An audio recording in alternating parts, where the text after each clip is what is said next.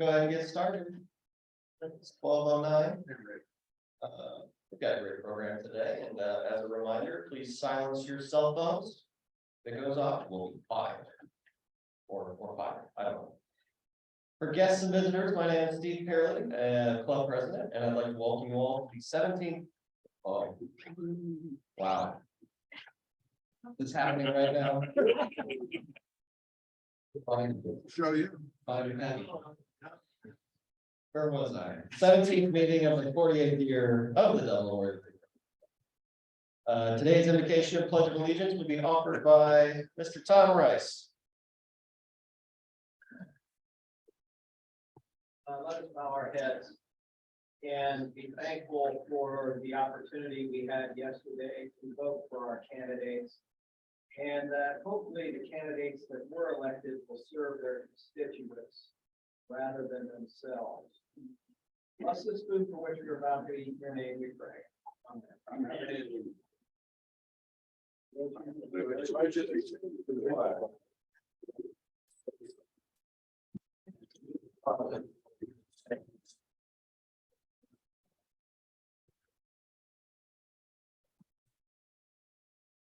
Thank you, Tom.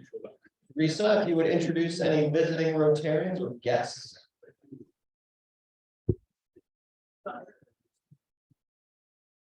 We do. One last time, we have a guest named Scott Lawrence with us today.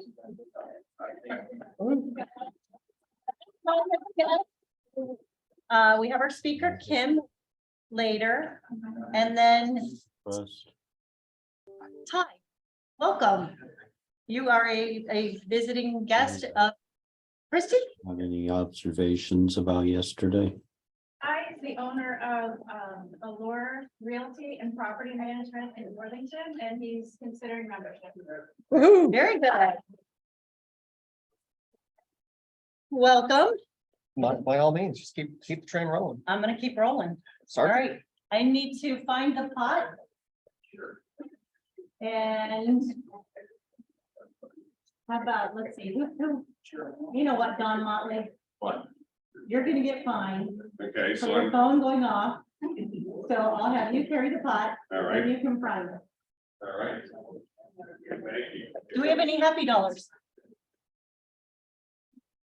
Go ahead, Trent. Happy dollars, couple things. So our Thomas Worthington hockey team won a state championship. I've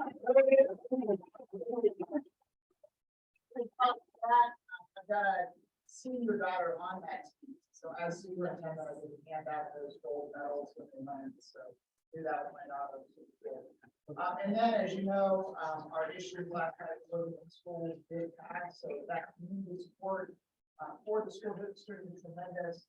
We're going to get to build a new Thomas Worthington High School in that area. Really some things that I'm not sure I ever really thought were possible. But it's super cool to see that. So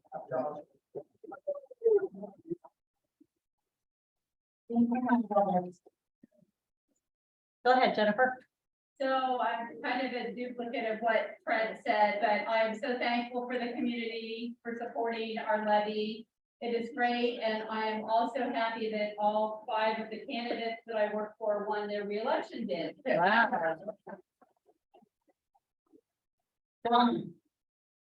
I'm president of the Friends Foundation working in the libraries, and we had a very successful business, a very successful Books and Brews fundraising event. It's a drinking event in the library, which is kind of fun. It's not just beer, it's wine and beer, so you don't get looped, but it's fun. And we had a number of Rotary club members who supported the event. Jennifer Best was a sponsor of the event. Darnell Perkins and his wife were volunteers. Jim Allen attended, Rachel Dorothy attended, Katie McCarthy intended to come, but she got food poisoning or something. There's maybe some others that were there, but we have a number of members that are club members that are members of the Friends. And one of the recent ones, Jeff just joined. So thanks everybody supporting the Friends Foundation with the libraries, which is sort of the support group of the libraries, and it's 50 years old this year. Nice. Have dollars? Nobody, anybody else here in the room? Go ahead, Joe. I have to do this on credit. Happy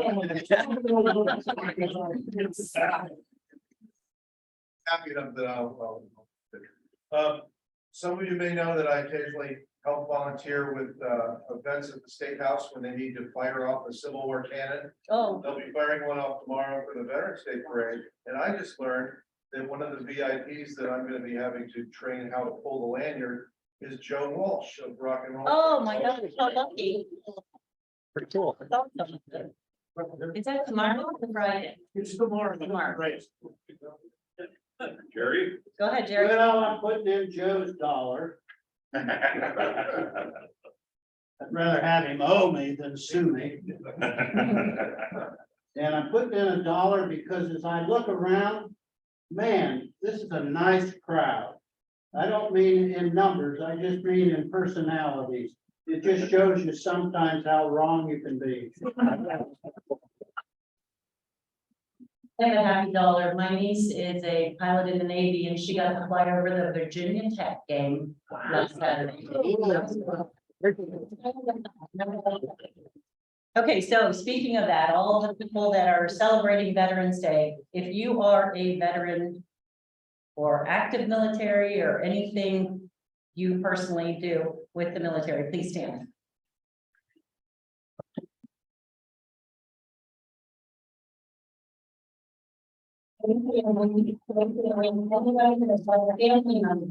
That's in the military or a veteran.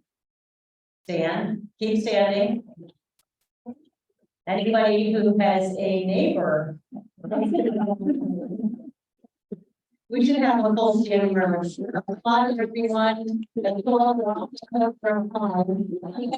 Anybody that wants the country defended. Right. But, so a little trivia on Veterans Day. What day do we celebrate? Friday the 11th every year always. And what was it previously known as? Armistice Day. Okay, Alan wins. Everybody else put the dollar in. Why did we start Veterans Day? Because that was when the armistice was signed in World War One, Which was the significance of, November 11th at 11 a.m. was when the armistice was signed. and what was the armistice? What did that mean?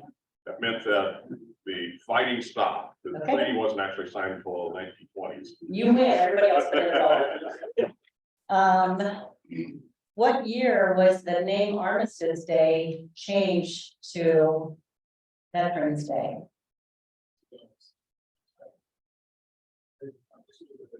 I wasn't alive yet. What year was that? 48. No. Later. 1954, everybody puts in a dollar because you didn't get that one.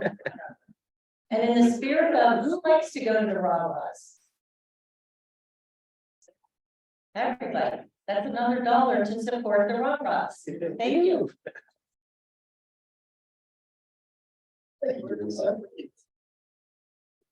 All right, we have a little special ceremony to get on today. We have Scott Lawrence here in person with us.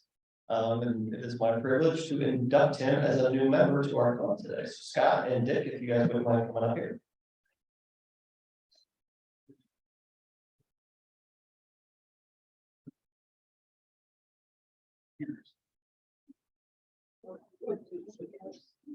Let you hold the badge. Okay.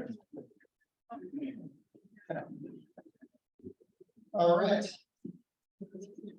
On behalf of the Dublin Worthington Rotary Club, it is my privilege to induct a new member today. Scott, you are beginning a great adventure in leadership, friendship, and service to your community and fellow man. You've been invited to membership by your sponsor, Dick Alola, and the Dublin Worthington Rotary Club has accepted you as a person of good character, high ethical standards, and a person who has the heart of service and will represent your business qualification as a leader in the community. We encourage you to learn all you can about Rotary and to share your own professional and personal skills by actively participating in club activities, including attending weekly meetings, social events, and service projects. Furthermore, you will be provided with many opportunities to serve others. through club service, vocational service, community service, new generation service, and international service, known as our Avenues of Service. Gary wins the day. Our club is known for great work in the Worthington and Dublin communities and in the Dominican Republic and Mongolia. We welcome you in helping us change lives. While you've been invited to join a worldwide organization dedicated to the ideal of service, it will be through your own actions that you become a Rotarian. I am proud to be a Rotarian, and it is my pleasure to provide you with a pin by which your fellow Rotarians and the community at large will recognize you as a Rotarian. And we ask that you wear it proudly. Your sponsor will now pin on the Rotary emblem and give you your red and blue badge.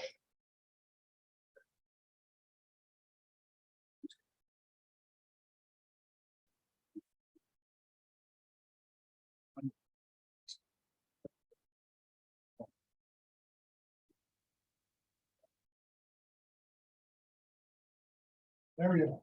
All right. Congratulations. I also have a challenge for you. It is for you to share the invitation that was given to you by your sponsor and to invite another person of your same qualities of character, reputation, and commitment to join our club within the next year. The honor of becoming a Rotarian is only surpassed by sponsoring a new member. Do you accept this challenge? I do. Thank you. And I also have a challenge for our members. Developing strong relationships among members is one of the keys to the success of our club over the past 48 years. Members, do you commit yourself to do your part in making Scott feel welcome and to assist him in getting engaged in the club? I do. I now pronounce you. Wait a minute. With that, I declare Scott Lawrence duly inducted into the Dublin Worthington Rotary Club. Thank you very much.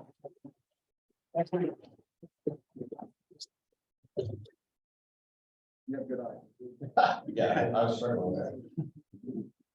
All right, now I think we are ready for announcements. If you have announcements, please make your way to the front of the stage. Let's read it over. Woo-hoo, you guys, we did a fantastic job in October. We actually brought in 1,345 pairs of socks. And recall that the entire district had a goal of 3,200, so we almost did a third on our own.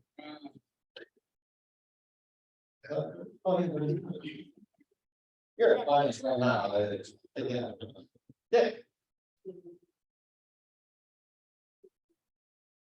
Thank you.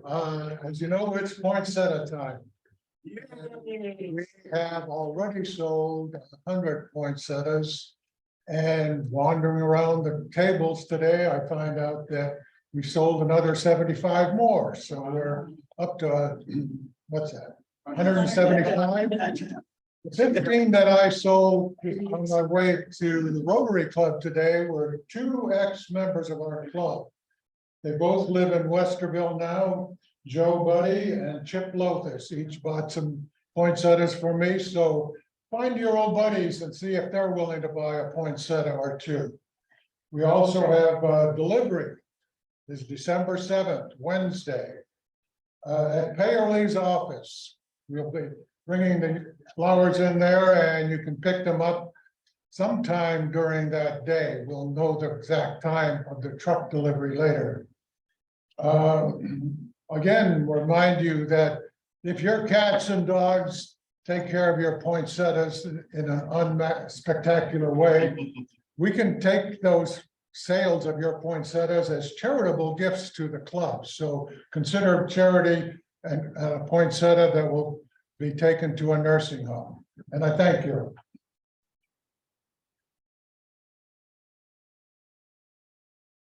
many years have you been doing this, Nick?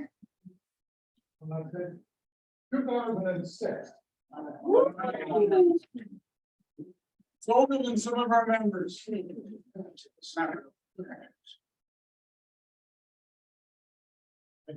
We're also going to give some plants to our longtime sponsors. Those that have contributed at least $500 a year. And that spans probably about 16 years or so. We want to thank them for being our sponsor. We don't do a lot for them, quite frankly. We've done some things over the years. But this year, it'll be added to to the column there, where you're donating to the nursing homes. So, just be aware that some of those will be going to those who support us. And, if you feel very strongly that, we shouldn't have done that, and you just want those plans to go to nursing homes, just write it on the order form or type it in, and, we'll respect that. Thank you.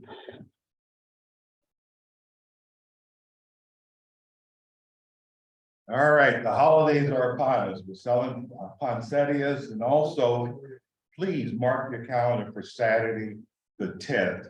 We'll be delivering gifts to our Kilbourne Worthington school, gifts to children in the community. And unlike Dick, who sells poinsettias by guilt to ex-Rotarian, you will love to volunteer that day. How many years have you been doing that? Since he was the first grade. Yeah, 21 years. All right, any more announcements? Just as a reminder, Ways and Means budget is due November 15th. I think, some of the committees have already turned theirs in and talked about them, but that'll be the last time I make that reminder. Okay, I think we're now ready for our speaker. Jennifer, would you, please introduce?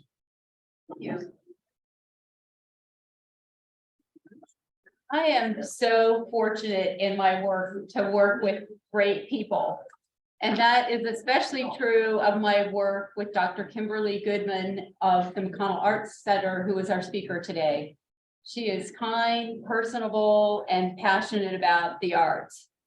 Kim came to Columbus in 1998 to work from Arizona to work on her PhD in music at Ohio State.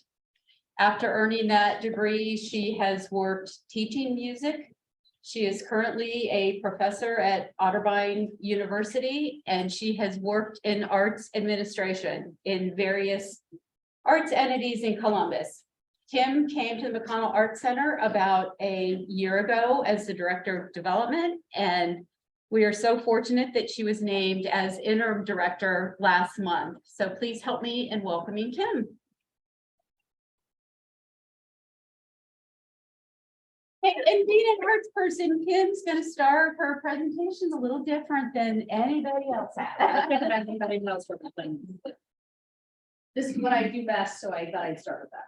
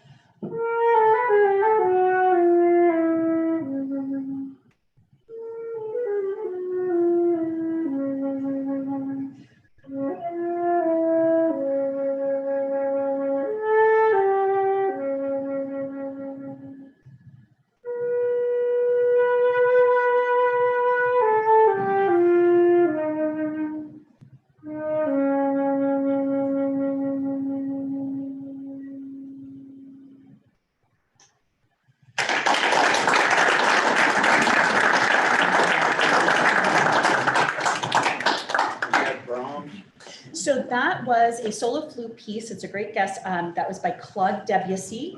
Claude Debussy wrote that piece as part of a play that was happening. It's called Incidental Music, so it would have been played off stage. And it was written 100 years ago, and it still stands the test of time. Absolutely gorgeous work. So thank you. Wonderful. So thank you, Jennifer. Jennifer's one of my dearest friends. And thank you. Jennifer is one of my dearest friends at the McConnell Arts Center. And like she mentioned, I have been at the MAC since June of 2021. Started as the development director there. Prior to that, I was at Jazz Arts Group for 8 years. I started very part-time as the manager of the Columbus Jazz Orchestra, working with Byron Stripling, who I think would make a great guest for one of your lunches sometime, and I'm happy to set that up. And traveled to Cuba twice with donors and with Byron, and then we started taking trips to Vail, Colorado, and that turned into a role in development. And then as my time had come to an end there, found myself at the MAC, and then like Jennifer said, about 4 weeks ago was named interim director. And then last Friday, I was at La Chatelaine, and you know, you run into people you know at La Chatelaine, and was meeting with a member of city council, and this gentleman with a twinkle in his eye, I don't know if you know who this might be over here, George.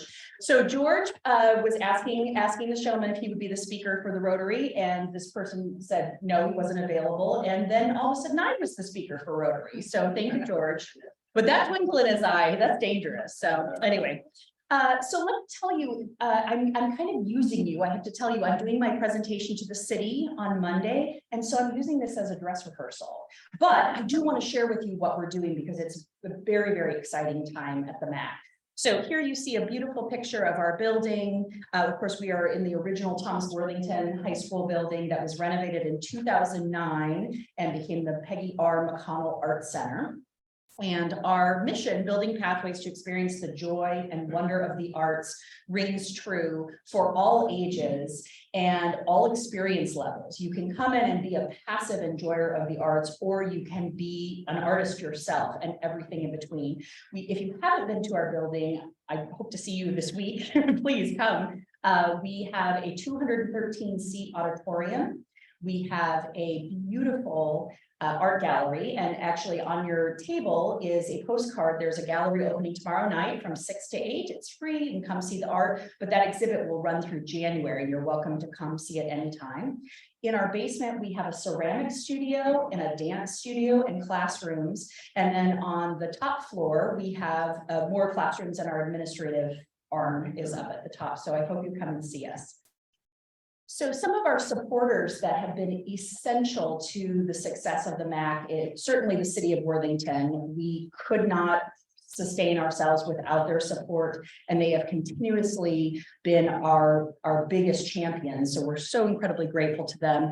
Worthington City Schools, so they graciously let us use their lawn every year for our arts festival, which we'll talk about very soon here. Worthington Industries. So we had Michael Liu, the president of Worthington Industries, was on our board, and currently Adrienne Schmoll is our vice president, and she also works for Worthington Industries. We have 3 wonderful banks that consistently offer us support, and not only financial support, but volunteers for events.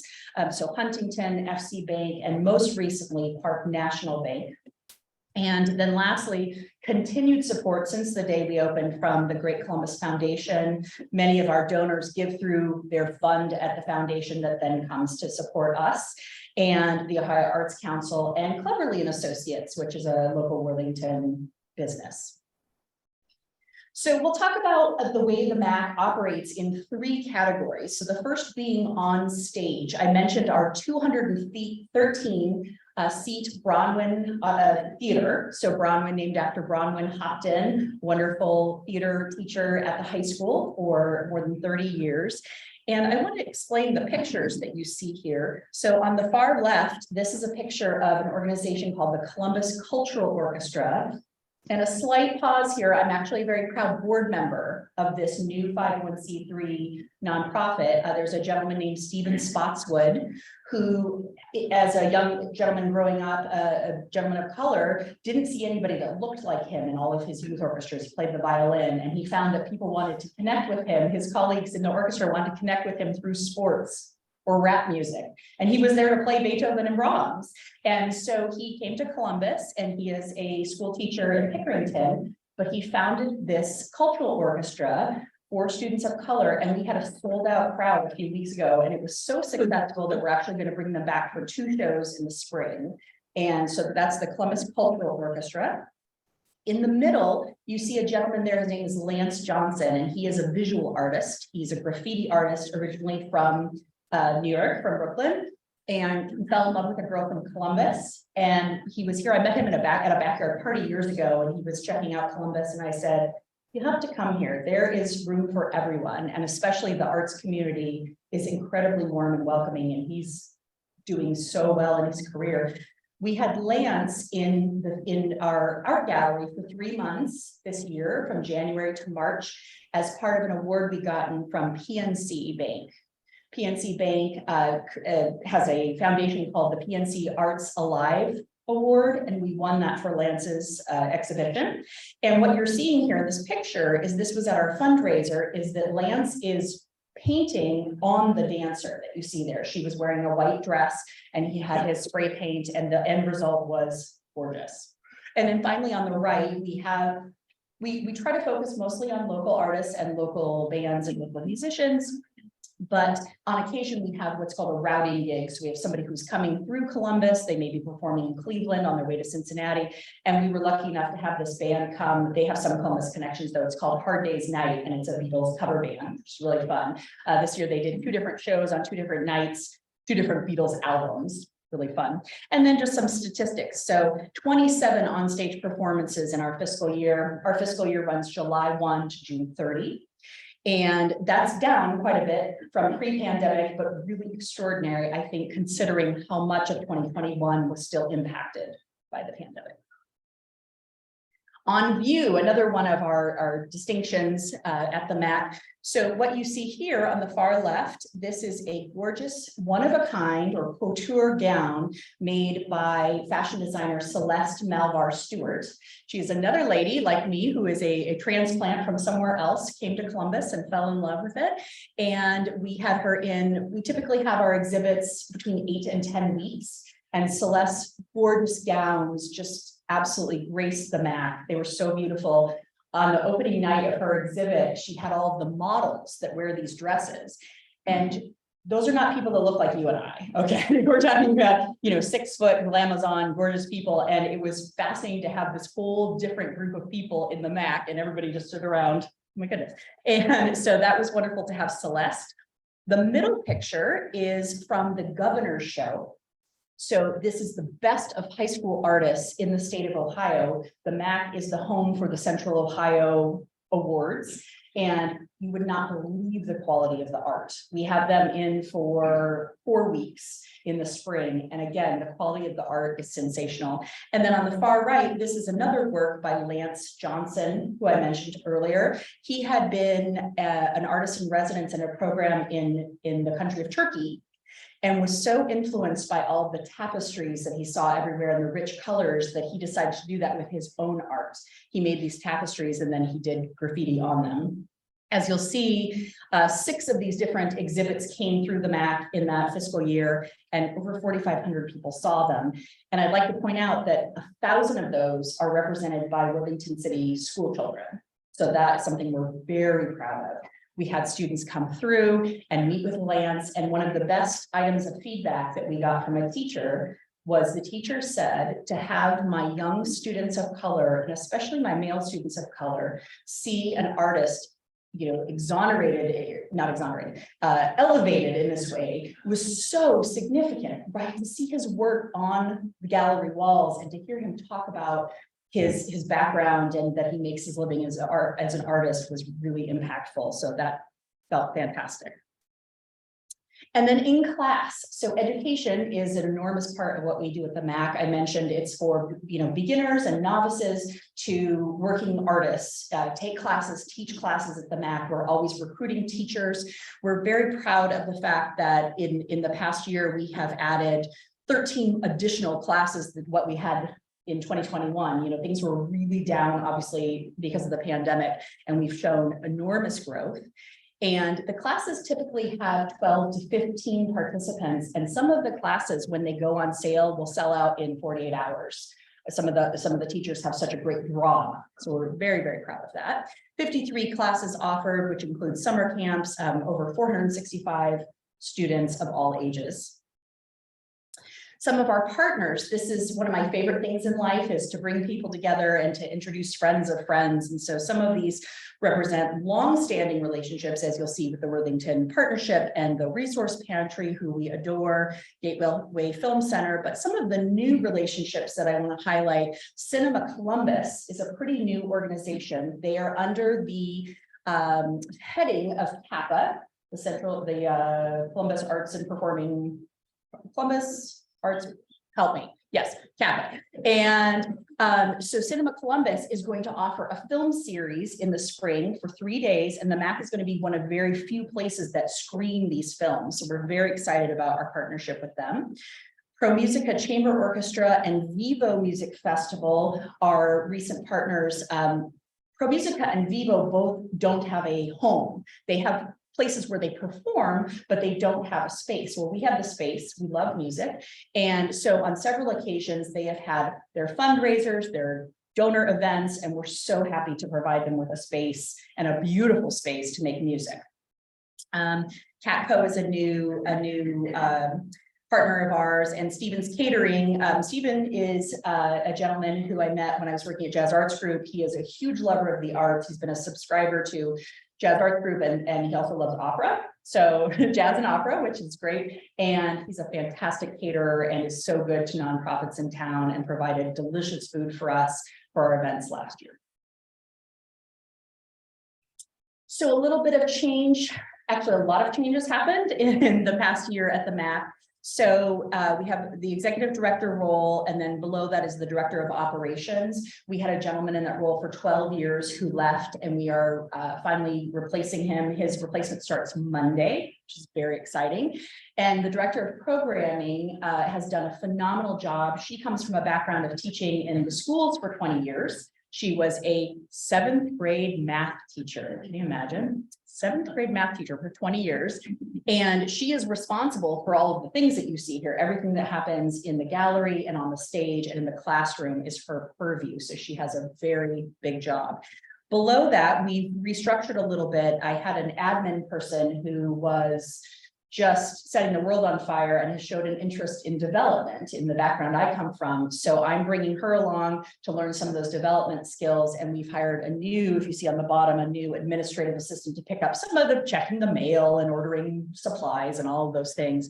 And then we have 2 other amazing young colleagues who are the coordinators for the other sections. Hey, the Arts Festival. Did any of you make it to the 22 Arts Festival in June?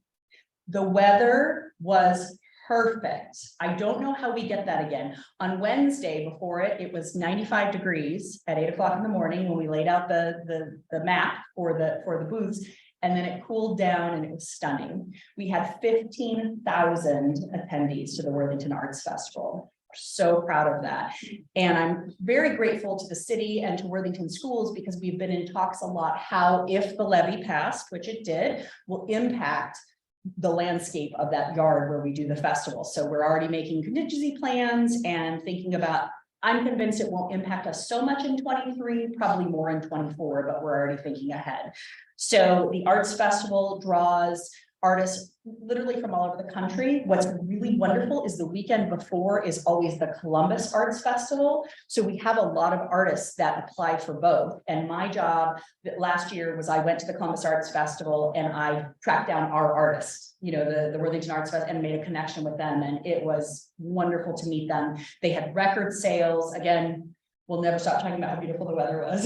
So this June, we're looking forward to a repeat performance. And then the last thing I want to share with you. So I mentioned that we got the PNC Arts Alive Award for 2022. Well, I had this, I call it my semi-brilliant ideas. I had a semi-brilliant idea for a series to do in 2023 and thought, well, I'll write the grant. they probably don't give it to you 2 years in a row, and then they give it to us 2 years in a row. Amazing. So my idea was something I called cultural connections. And what I like about this series is that it has legs. It's not a one-off. It's not just in 2023. I want to spin it out year after year, because if you don't know, Columbus is rich with so many diverse cultures, and all of those cultures, you know, have amazing food and incredible music and art. And so I wanted to bring that to the MAC. So here are the offerings for this year. So in January, there is a group called Flamenco Columbus. And the artistic director is originally from Cuba, and she is a flamenco dancer, and she is spectacular and captivating. She was a featured performer last week at the GCAC, Greater Columbus Arts Council Awards. She tore the house down. She was incredible. So Grisette will perform with her ensemble on our stage, and then the next week there will be she'll do two flamenco dance classes. Really fun. In February, I don't know if this picture, does anyone recognize that black and white picture? Anybody know that picture? It's from the high school. No, it's actually not. So it's hard to know what it is, right? He said it's from the high school. No, so what it is, it's a picture that was taken in 1954. It is a collection of more than 50 of the greatest living jazz musicians in the world. On one morning at 7 in the morning, they collected all those people and got a picture. Dizzy Gillespie's in this picture, Marion McPartlin's in this picture, Benny Golson's in this picture, the who's who are in this picture. There was a documentary made about how the heck that happened, right? Because this is pre-internet, this is pre-cell phone, this is pre-answering machine. So how on earth, it's a great story. So we will screen that documentary. And then if you don't know, we have one of the world's preeminent jazz pianist that lives here in Columbus, and his name is Bobby Floyd. And if you don't know Bobby Floyd, when the Count Basie Orchestra, which, you know, famous big band, when they lost Count Basie, Bobby was brought in as Count Basie's replacement. And he also toured many years with Ray Charles, and he lives in Pickerington. So we love Bobby. Bobby will then, after the documentary is shown, he and his trio will perform music that is featured in the documentary. So that's February. In March, if you don't know Chusson Institute of African Dance and Drumming, they are in residence at the Lincoln Theater down on Long Street, founded 20 years ago. They are doing amazing things for the community. I went to their fall concert on Sunday, and there was clapping and shouting, and there were babies and adults and young people, and an incubation program, and just incredible. And so they will do a concert, and then there will be a community talk back afterwards with the opportunity to ask questions. And then the last part is there is an organization, a gentleman who lives right here in this neighborhood. His name is Shankar Ramachandran. And I met Shankar about 15 years ago when I was teaching at Otterbein. I was teaching world music classes, and I wanted to bring in live musicians for my students to hear live music. And so he is not a musician, but he is a scholar and an art lover. And he has an organization called Dwani of Central Ohio. And so what this picture is of this quartet that you see here, during the height of the pandemic, no one was traveling, everyone was locked down. These four musicians were supposed to have come to Columbus from India. He brings all of his performers internationally. It's really incredible what he does. And they were, of course, isolated as we all were, and they were in 3 different locations. And he challenged them. He said, what if you made a video of a performance on your iPhones? It's unbelievable. It is as if they were all in the same room together, and it's a stunning video presentation. So that will be the first half of the concert. The second half will start with Shankar doing a lecture about Indian classical music. The kind of music that he promotes and supports is Carnatic music, which is of southern India. And then, so he'll do a little demonstration, discussion, glossary of terms kind of thing, and then there will be a concert. And the final bit of this Cultural Connections is the following weekend. We will have an instrument petting zoo of instruments that are used in Indian classical music. And the neatest part is that they will be played by young people in our community that are learning those traditional instruments. So we'll have the instruments throughout the MAC in different rooms, and that are, you know, young people that come to the MAC will be able to walk around and see and hear them perform. So I'm absolutely thrilled, and again, tickled that we were able to get that grant and make this happen.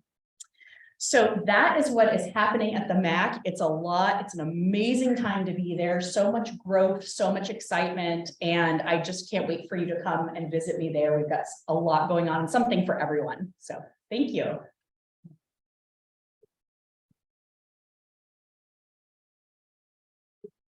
Questions? Other questions? Yes. We're always curious to know how others view us. So from your distance, before you came to Columbus, how did you view Columbus versus how you view it now? Such a great question. So how do I view Columbus now based on when I grew up and came? Well, when you apply for music school, you go to the school and you audition in person. And so I auditioned at a school in Texas, which wasn't very far from home, Columbus, and then New York City. I didn't have a chance in, getting into the school in New York City. It was Mannes School of Music, but I wanted to go to New York City. So I did my trip to New York City, and then I went to Texas, and it was in Denton, Texas, very good music school there. But then I came to Ohio State, and I came in February on a 65-degree day. So I thought, oh, this weather's great. I told you this. Rain, but it was fine, right? And I did remember when I flew into the airport. So growing up in Phoenix, we have several million people there, and Arizona State has 45,000 students. And people said, how are you going to adjust to Ohio State? It's 65,000 students. Well, it doesn't make any difference. 20,000 more students doesn't make any difference. But I have to tell you, one of the things that I was a little disappointed about when I came was the School of Music at Ohio State. Where I had come from, Arizona State, a lot of the architecture on the campus is Frank Lloyd Wright architecture. It's a stunning campus. And I decided I was coming to meet my mentor and my teacher, not to have the wonderful facilities. They just opened a brand new School of Music.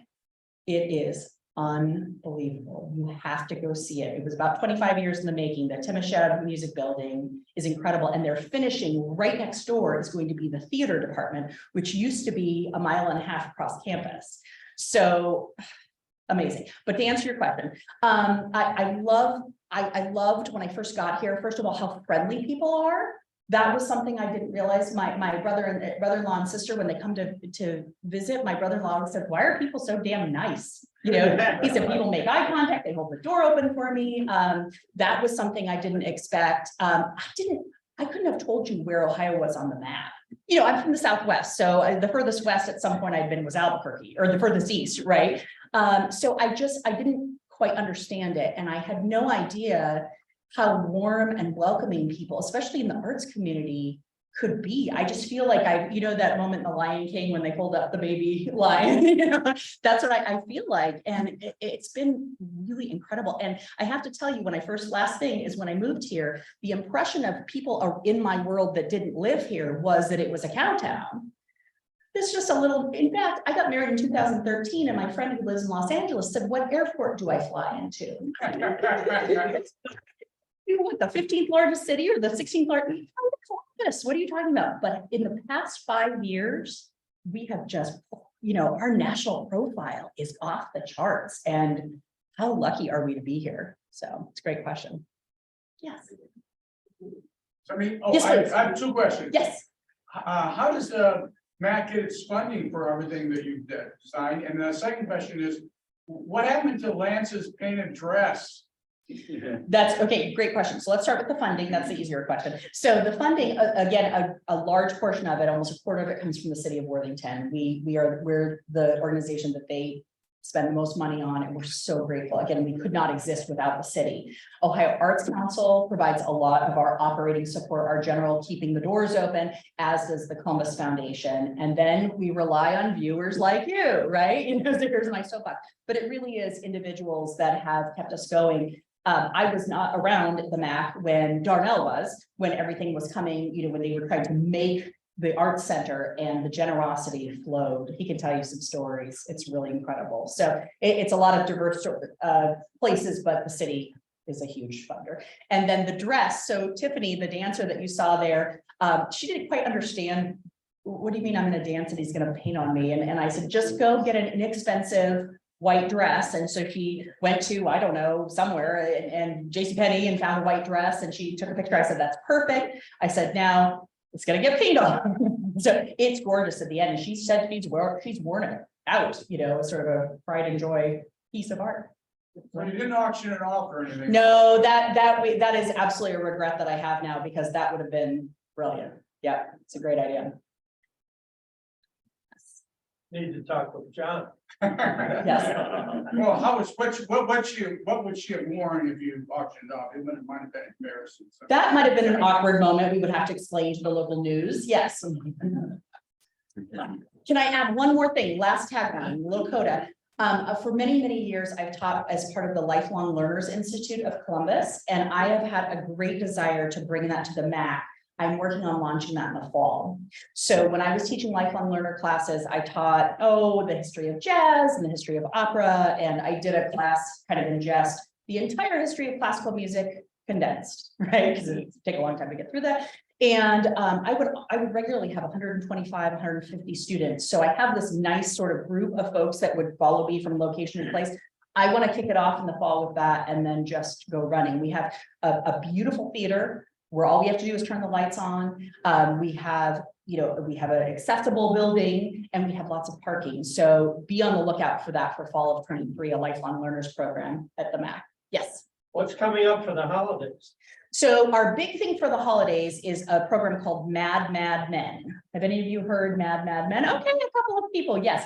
So yes, they're fantastic. So some of the best musicians in town form a band once a year, and they create this program that is absolutely charming. They're funny, they're witty, and they sing and perform their instruments very well. It's sort of a 60s, 50s crooner kind of thing, a Dean Martin kind of, it's delightful. So we have tickets available for that. Aren't some of them from Phil During the Dozers, exactly, amongst other organizations, that's right. In Florida, where I go for the winter, Phil Dirt and the Dozers performed at our community music every month. Fun. They drew the biggest crowd ever of all time. Yep. They're just charming, and again, they're not just standing up there singing a song, right? And they really hit the heartstrings too, which is great. So. If you want to hear Bobby Floyd, Natalie's Grandview on Sunday, and it's free. Yep. Natalie's in Grandview. Mhm. Thank you very much. Thank you.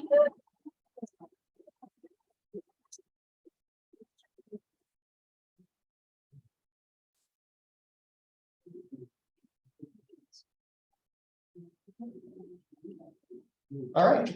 I think I've got my next week. No, it's wrong. Is it Kimberly Gordon that's coming? Goodman? Did I write that? It's I think the spreadsheet got wrong. Yeah, from PD Next Steps. Who's coming from PD Next Steps? When? Anybody? I set that up. Yeah, who is it? Mhm. I don't remember personally. I can't think of the name. It was in there. It was in the spreadsheet. Yeah, maybe I copied and pasted wrong. We're having a great speaker next week. Yeah.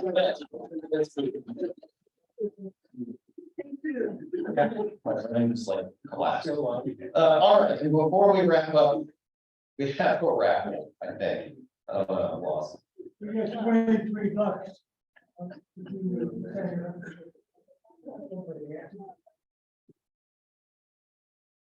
23 bucks. And the last four numbers are 8350. 8350. $23. Wonder. For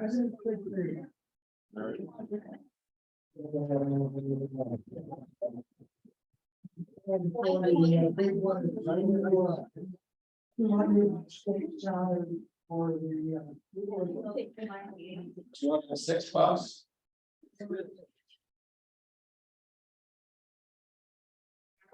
or figures again are 8354.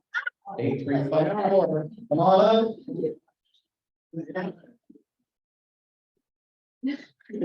Shuffle them good. Oh. I had that. Yeah. Okay, and as is tradition, we have the four-way test.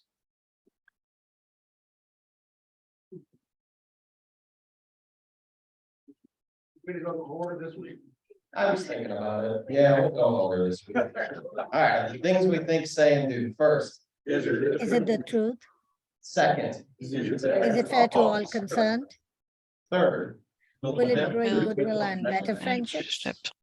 and fourth. Will it be beneficial to all concerned?